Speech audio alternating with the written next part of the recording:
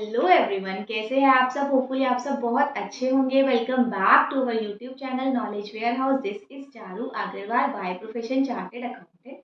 आपके सामने अकाउंट से कंसेप्ट को क्लियर वे में समझने के लिए वीडियोस लेकर आई हूँ। तो बच्चों, प्रीवियस क्लास में हमने सारे प्रोसेसेस पढ़ लिए अकाउंट्स के। अकाउंट्स मेंटेन करने के लिए हमें कौन कौन से प्रोसेसेस फॉलो करने पड़ेंगे। अब देखो, जो भी हम काम करते हैं ना, उसके 2 या 3 मेथड जरूर होते हैं।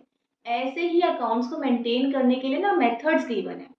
तो आज ही क्लास में हम देखेंगे कौन कौन से मेथड्स हैं जिससे हम अकाउंट्स मेंटेन कर सकते हैं। तो चलिए क्लास स्टार्ट करते हैं। प्लस अगर आपको मेरी वीडियोस अच्छी लग रही है तो मेरे चैनल को लाइक, सब्सक्राइब और शेयर जरूर करें।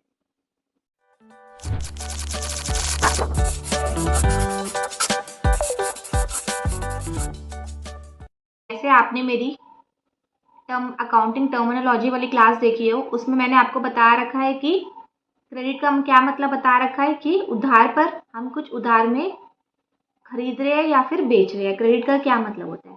तो देखो, जैसे हम कभी भी कोई खर्चा करते हैं, कुछ सामान लेते हैं, या तो हम उसको पैसे दे देते हैं या फिर हम क्या कहते हैं कि हम थोड़े दिन बाद पैसे देंगे, तो हम उसको क्या बोलते हैं, क्रेडिट बोलते हैं। ठीक है, हम सेल करते हैं, या तो हमें हाथ के पैसा मिल जाता है या फिर वो कहता है हम बाद में देंगे। ठीक है, ये हमें क्लियर है। 2 टर्म्स, कैश क्या होता है, पैसा तुरंत ही देना, साथ में ही दे रहा है वो। क्रेडिट क्या होता है, उधार पे बेचना या खरीदना। अब इसी बेसिस पे मैं आपको बताऊंगी कि बेसिस ऑफ अकाउंट में क्या होता है। देखो, हमारी जो अकाउंट्स है, हमने पिछली क्लास में पढ़ा, प्रोसेसेस सारे पढ़ लिए कि कौन कौन से प्रोसेसेस हमारे अकाउंट्स को मेंटेन करने के लिए फॉलो होने चाहिए। यहाँ पर हम क्या पढ़ रहे हैं कि बेसिस ऑफ अकाउंटिंग क्या है। हमारे 2 बेसिस है अकाउंटिंग के। एक होता है बच्चों मेरा कैश बेसिस, दूसरा मेरा क्या होता है बच्चों, एक्रूअल बेसिस। अब कैश बेसिस में क्या होता है बच्चों, मैं वही वाली ट्रांजेक्शन्स या फिर मैं वही वाले इवेंट्स जो है वो रिकॉर्ड करूँगी जो कि मेरे कैश में हुए, जो कि मेरे कैश में।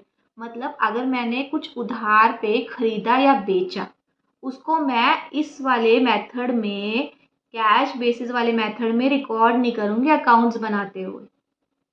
और अच्छे से एक्सप्लेन करूँगी। मैंने सपोज एग्जाम्पल, मैंने 10 लाख की सेल की। ठीक है, तो मुझे कस्टमर क्या बोल रहा है, मैडम 2 लाख तो अभी ले लो, 8 लाख मेरे पास नहीं है तो वो मैं क्या करूँगा, बाद में दूँगा। तो उसने 2 लाख का तो मुझे कैश दे दिया और 8 लाख मुझे उधार पे खरीद लिया। तो अगर मैं कैश बेसिस पे अकाउंटिंग कर रही हूँ, कैश बेसिस के हिसाब से मैं अकाउंट्स मेंटेन कर रही हूँ, अकाउंट्स बना रही हूँ, तो मैं बच्चों अपनी सेल्स कितनी मानूंगी, मैं सेल्स मानूंगी सिर्फ मेरी 2 लाख ही हूँ। मैं क्या करूँगी, क्या कहूँगी, मेरी जो सेल्स है वो सिर्फ 2 लाख। क्लियर, क्रिस्टल क्लियर हो गया होगा अब तो मेरे जो बेसिस ऑफ अकाउंटिंग है उसमें एक बेस क्या है, मेरा कैश बेसिस। कैश बेसिस में क्या है, मैं वही वाले इवेंट्स, वही वाले ट्रांजेक्शन्स रिकॉर्ड करूंगी जो कि मेरे कैश पे ही हुए हैं। मतलब अगर जो कैश क्या बोलता है, मैं उधारी में बिलीव नहीं करता। मैं सिर्फ वही तेरा रिवेन्यू, वही तेरी सेल्स, वही तेरे एक्सपेंसेस मानूंगी जिसका तेरे को कैश मिल गया या तूने कैश दे दिया। अब इस केस में बच्चों, अगर मैंने कुछ चीज़, मैंने परचेजेस किया है 8 लाख की, उसमें से मैंने क्या किया, 6 लाख तो कैश पे कर दिया। ठीक है, और 2 लाख कैश पे नहीं किया। 2 लाख का सामान कहा कि मैं तुझे बाद में दे दूंगी। तो कैश पेमेंट कितनी हुई, 6 लाख की, और 2 लाख मैं उसको बाद में दूंगी। 2 लाख का मैंने क्रेडिट पे खरीदा है। ठीक है, तो बच्चों इसमें मैं अपना परचेजेस कितनी मान के चलूंगी कैश बेसिस के अकॉर्डिंग, सिर्फ की सिर्फ 6 लाख। मैं ये नहीं कहूँगी कि मेरी 8 लाख की परचेजेस हुई है, मैं क्या कहूँगी कि मेरी 6 लाख की परचेजेस हुई है। कैश वाला बेस मुझे ये बताता है। अब हम पढ़ते हैं एक्रूअल बेसिस। एक्रूअल में अगर आपने मेरी अकाउंटिंग प्रिंसिपल वाली क्लास देखी हो तो मैंने उसमें आपको एक्रूअल मेथड पूरा समझा रखा है। एक्रूअल मेथड क्या कहता है कि तेरी जो है कैश भी मैं रिकॉर्ड करूँगा और तेरी मैं क्रेडिट भी मैं रिकॉर्ड करूँगा। कैश और क्रेडिट मैं दोनों ही ट्रांजेक्शन्स रिकॉर्ड करूँगा, लेकिन शर्त मेरी क्या है कि वो उसी पीरियड से ही रिलेटेड होनी चाहिए। अकाउंटिंग प्रिंसिपल में हमने एक अकाउंटिंग पीरियड कंसेप्ट वाला कंसेप्ट पढ़ा था, प्रिंसिपल पढ़ा था। इसमें क्या होता है कि 1 साल के हमारे अकाउंट्स बनते हैं। क्या होते हैं, हमारे 12 महीने के हमारे अकाउंट्स बनते हैं। तो 12 महीने से रिलेटेड जितने भी मेरे परचेजेस है, जितने भी मेरी सेल्स है, जितने भी मेरे एक्सपेंसेस है, जितने भी मेरी इनकम है, चाहे वो कैश में हो चाहे वो क्रेडिट में हो, हम एक्रूअल बेसिस में दोनों को ही रिकॉर्ड करेंगे। बस हमारा जो मेन क्या बोलता है वो कि वो 12 महीने से ही रिलेटेड होनी चाहिए, वो सिर्फ इन्हीं 12 महीने से रिलेटेड होनी चाहिए। जैसे कि इसका एग्जाम्पल हम समझते हैं। मेरा फाइनेंशियल ईयर 23-24 चल रहा है, ठीक है। उसमें मैंने परचेजेस किए है, जिसमें मैंने कैश परचेजेस कर ली 8 लाख की और क्रेडिट परचेज कर लिया 10 लाख की।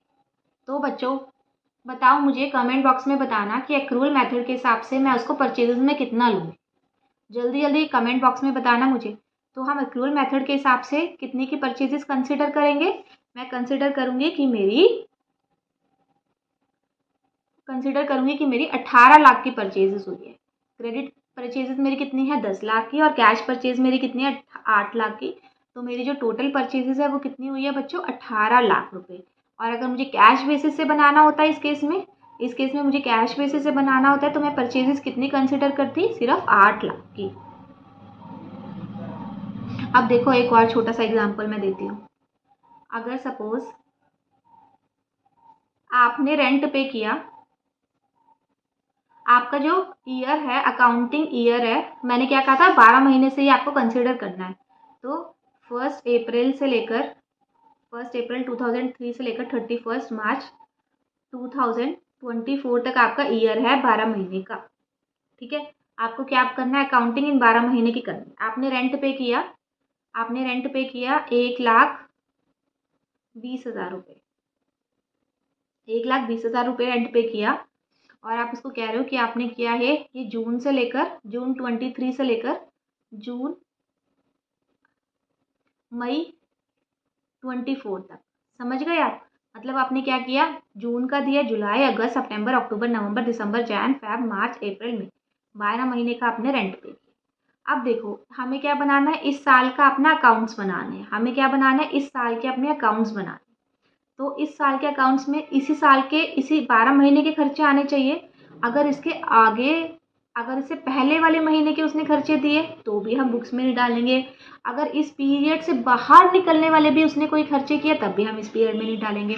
ठीक है, तो बच्चों उसने जो जून 2023 से लेकर मई 2024 तक खर्चा उसने रेंट दिए पे किया, मतलब उसने पे किया जून का, जुलाई का, अगस्त का, सितंबर का, अक्टूबर का, नवंबर का और दिसंबर का, जैन, फेब, मार्च, अप्रैल, मई। ठीक है, उसने ये 12 महीने का रेंट पे किया है। अब देखो, हमारा जो ईयर है वो है अप्रैल 23 से लेकर मार्च 24 तक।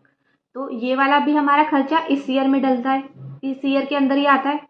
ये भी हमारा खर्चा इस ईयर के अंदर आता है, ये भी, ये भी, ये भी, ये भी, ये भी, ये भी, ये भी। और अब हम वहाँ कर अटक जाते हैं मार्च तक। ये हमारा जो बुक्स क्लोज करनी है, हमें अकाउंट्स बनाने हैं, वो 12 महीने के बनाने हैं। तो हमें पता लग रहा है 31 मार्च तक वाले हमारा क्या बचेगा? रुक जा।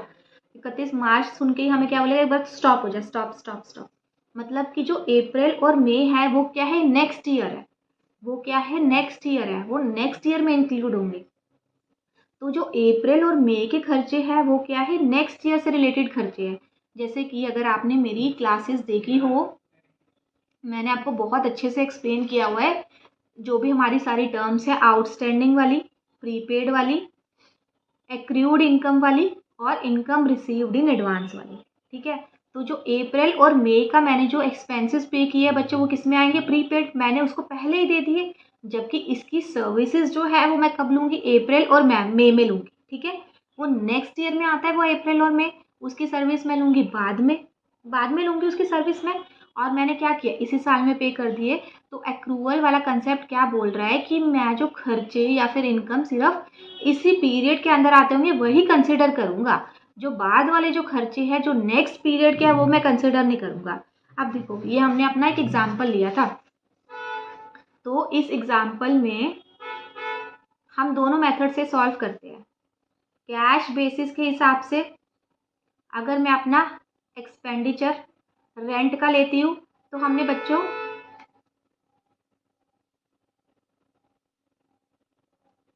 कैश बेसिस के हिसाब से अपना रेंट का एक्सपेंडिचर लेती तो हमने कैश कितना पे किया है, ये आ जाएगा पूरा का पूरा 1,20,000 रुपये।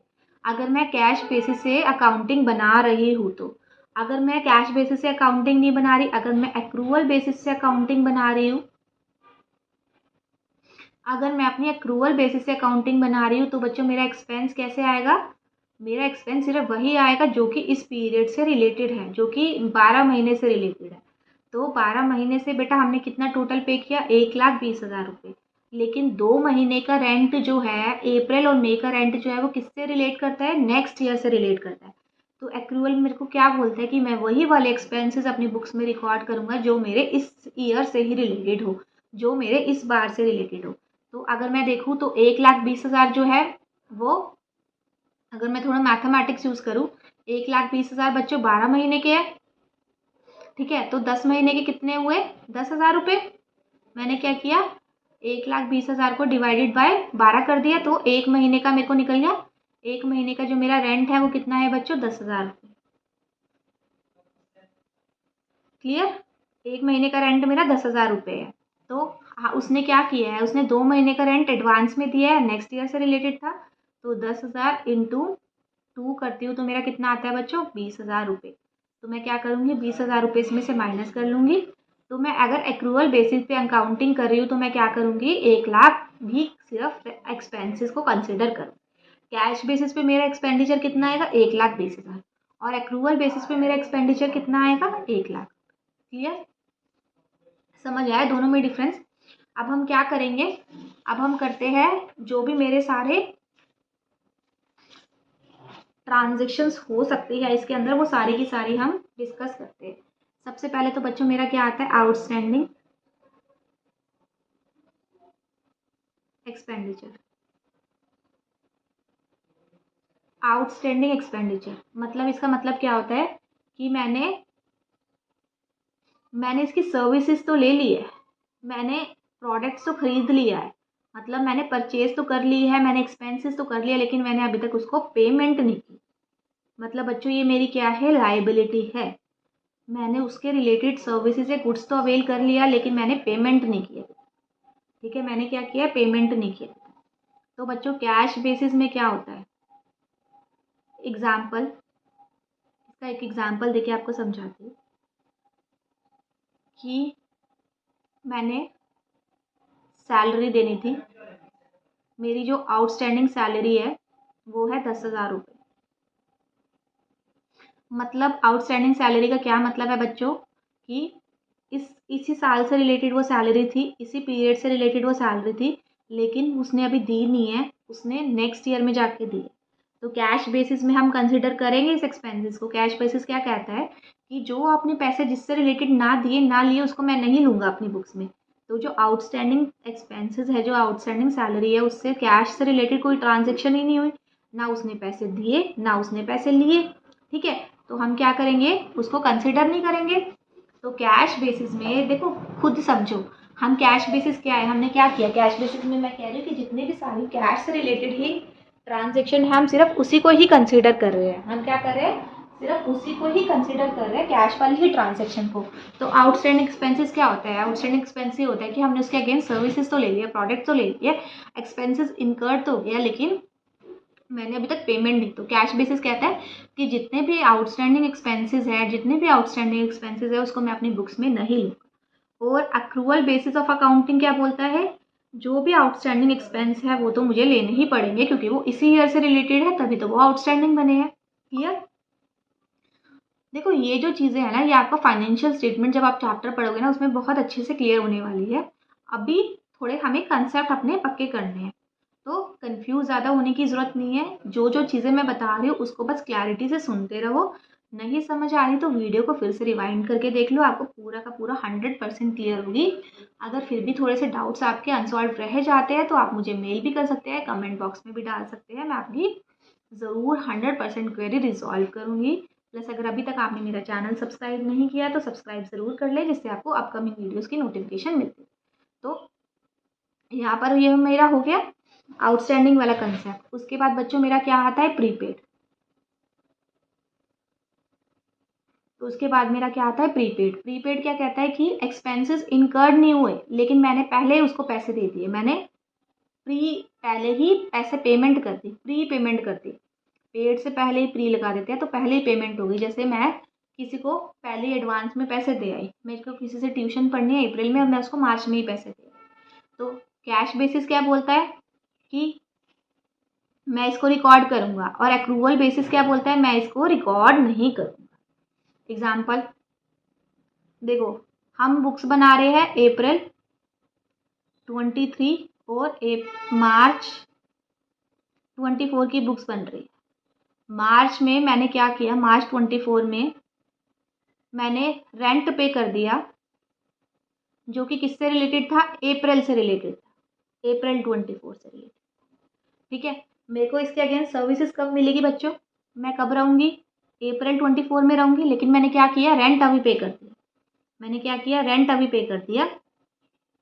तो कैश बेसिस कह रहा है कि तूने पैसे दे दिए, मुझे किससे मतलब है, तेरे पास पैसा आया या नहीं आया या गया, मैं सिर्फ वही कंफर्म करूँगी। तो कैश कहता है मैं कंसिडर करूँगा। एक्रूवल कहता है नहीं, ये इस साल से रिलेटेड खर्चा नहीं है, ये क्या है, नेक्स्ट ईयर से रिलेटेड। तू रहने कब जाएगा वहाँ पर, अप्रैल में जाएगा, तो इसलिए वो क्या कह रहा है कि मैं इसको नहीं लूँगा। एक्रूवल नहीं लेगा, कैश वाला ले लेगा।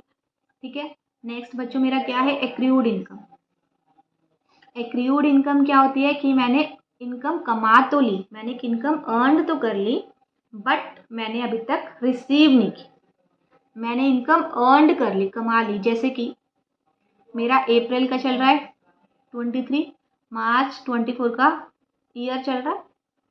तो एक बच्चा मेरे पास मार्च में ट्यूशन पढ़ गया और मुझे कहता है मैडम मेरे पास पैसे नहीं है, इस साल पापा का थोड़ा सा हाथ टाइट है तो मैं अभी आपको पैसे नहीं दे पाऊंगा, मैं अप्रैल में जाके दे दूँगा। तो मैंने क्या किया, उसको ट्यूशन तो पढ़ा दिया मैंने मार्च में, लेकिन मुझे क्या मिला, पैसे नहीं मिले, मुझे अभी तक पैसे नहीं मिले, वो मुझे जाके अप्रैल में देगा। मैंने कहा कोई बात नहीं बेटा, जब तेरे पास हो तब देते। तो मैंने उसको ट्यूशन तो पढ़ा दी, मैंने वो इनकम अर्न तो कर ली, लेकिन मुझे रिसीव नहीं हुआ अभी तक, उस बच्चे ने मुझे पैसे नहीं दिए अभी तक। तो बच्चों ये मेरा कैश है, ये मेरा एक्रूवल है। तो कैश वाला क्या बोलता है, कैश वाला कहेगा तेरे पास पैसा आया या नहीं आया, मैं कहूँगी नहीं आया, तो मैं क्यों रिकॉर्ड करूँ, मैं नहीं करूँगा रिकॉर्ड। कैश वाला क्या देखेगा, पैसा, उसको किससे मतलब है, सिर्फ पैसे से मतलब है, वो दिमाग नहीं लगाएगा, वो कुछ नहीं लगाएगा, वो सिर्फ क्या देखेगा, पैसा दिखा मुझे, पैसा आया नहीं आया, मेरे साथ पैसों में बात किया। और अक्रूवल कहेगा, लॉजिकल थिंकिंग के साथ चलेंगे हम। तो ये बता, ये जो इनकम है किस ईयर से रिलेटेड है, मैं कहूँगी इसी साल से रिलेटेड है, मार्च में मैंने उसको पैसे पढ़ा दिया था ट्यूशन, लेकिन उसने दी। तो एक्रूवल कहेगा अगर तूने इनकम अर्न कर लिया, अगर तूने सर्विसेज दे दी इसके अगेंस्ट, तो मैं कंसीडर करूँगा। ठीक है, एक्रूवल पूरा कंसेप्चुअल लॉजिकल थिंकिंग के साथ चलता है। कैश सिर्फ एक चीज़ देखता है, तू ये बता कैश आया नहीं गया, बस, और बात खत्म, साइड में रख। क्या ईयर है क्या नहीं है मुझे कोई मतलब नहीं है, मुझे बस बता कि इस ईयर में कैश आया या नहीं आया। ठीक है, क्लियर। नेक्स्ट बच्चों मेरा क्या है, नेक्स्ट मेरा है इनकम रिसीव्ड इन एडवांस। अब इसी का ही मैं एग्जांपल लेती हूँ कि अप्रैल 2023 चल रहा है, अप्रैल मार्च 2024।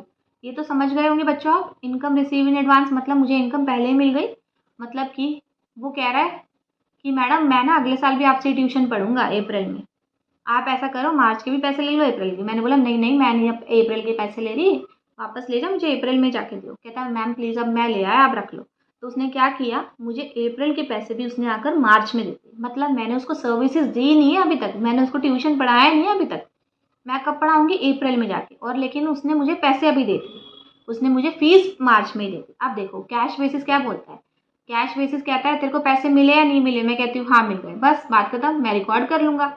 और एक्रूवल बेसिस क्या बोलता है बच्चों, एक्रूवल बेसिस कहता है कि तू मुझे ये बता कि तूने उसके अगेंस्ट सर्विसेज दे दी, वो इसी ईयर से रिलेटेड थी ना, मैं कहूँगी कि नहीं नहीं सर्विसेज तो मैंने नहीं दी, सर्विसेज तो मैं कब जाके दूंगी, अप्रैल में दूंगी। तो कहता मैं क्यों रिकॉर्ड करूँ, मैं नहीं रिकॉर्ड करूँगा इसको। ठीक है, एक्रूवल क्या कहता है, मैं नहीं रिकॉर्ड करूँगा इसको P&L। क्लियर, ये हमारा कॉन्सेप्ट हो गया क्लियर। तो ये सारी चीज़ें हमने पढ़ ली है बच्चे, जितनी भी मेरी सारी टर्म्स है ना, आउटस्टैंडिंग एक्सपेंसेस वाली, प्रीपेड वाली, ठीक है, एक्रूड इनकम वाली, और इनकम रिसीव इन एडवांस वाली, ये कोई भी टर्म मेरी किस में नहीं यूज़ होगी, किस में नहीं यूज़ होगी बच्चों, कैश बेसिस में कुछ भी यूज़ नहीं होगी, क्योंकि कैश बुक्स बेसिस वाला तो इस टर्म से बिल्कुल अनजान ही होगा, उसको पता ही नहीं होगा आउटस्टैंडिंग एक्सपेंसेस क्या है, क्योंकि उससे उसको किससे मतलब है, सिर्फ कैश से मतलब है, कितना कैश गया और कितना कैश आया। तो उसकी डिक्शनरी में, उसके दिमाग में आउटस्टैंडिंग नाम की कोई भी चीज़ नहीं होगी, प्रीपेड नाम की, क्योंकि प्रीपेड क्या होता है, प्रीपेड होता है हमें पहले पैसे मिल गए, तो वो क्या बोलते हैं, वो इसी को अपना इनकम मान के चल लेगा।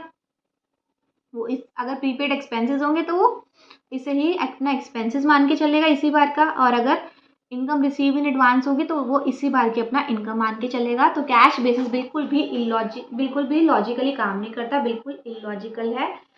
तो जो मोस्ट रिलायबल है वो है एक्रूअल बेसिस, क्योंकि हमें बहुत ज़्यादा ज़रूरी है कि जो भी हमारे एक्सपेंसेस है उससे रिलेटेड हम अपने खर्चे भी रिकॉर्ड करें।